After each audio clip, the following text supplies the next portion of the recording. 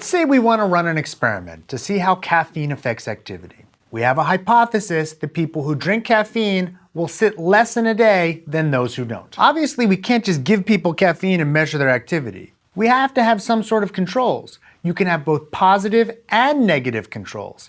Negative controls are the topic of this module in experimental design.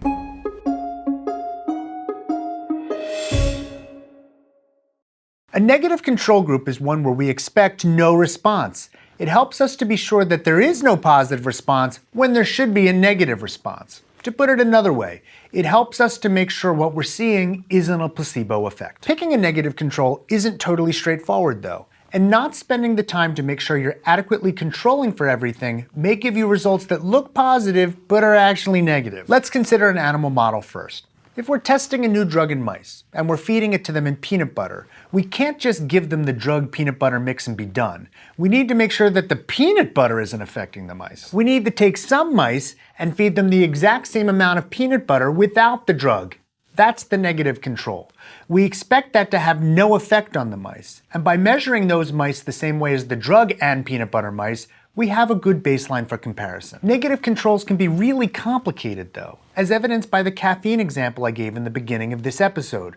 Let's do that, but with human beings. Back to the experiment.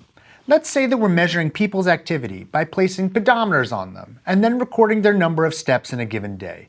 We decide that our intervention will be 3 cups of coffee, given at 8 a.m., 9 a.m., and 10 a.m. One simple negative control, of course, is to give people nothing to drink at those times. If the people drinking nothing take fewer steps than those who drink the coffee, then we can be reasonably comfortable that the intervention caused a positive result. But was it the caffeine? Maybe it was something else about the coffee. We can't tell from this experiment. If we publish the results and assume it's the caffeine, we might have a problem. So let's add in another negative control. Let's try decaffeinated coffee. That would give us more assurance that people are more active due to the caffeine rather than from something else that's in the coffee. We rerun the experiment and we find that people drinking the decaffeinated coffee do not get the same boost in activity that those people who are drinking the caffeinated coffee do. But we also find that those people drinking the decaffeinated coffee are more active than the people who drank nothing. Now things look more complicated. Yes, the caffeine seems to be important and related to activity, but clearly it's not just the caffeine. Something about both coffee and caffeine seems to be in play. We need another negative control. Let's add in caffeinated water. If we compare activity from that to the caffeinated coffee, we can likely tease out the effects of coffee versus those of caffeine. But we're still not done. What if the effects we see from caffeinated water are still different? Might there be an effect just from the water in these drinks, apart from the caffeine and whatever components are in coffee? We should probably add in another negative control, plain water. We're still not done. What if the differences between coffee and water isn't just the specific components of coffee? What if it's just a beverage with flavor? Maybe we should add in another negative control, say decaffeinated tea, to see if that's different from all the other things we've tested. The point of all this isn't just to make experiments complicated. It's to illustrate that picking a negative control is much more nuanced than many initially think.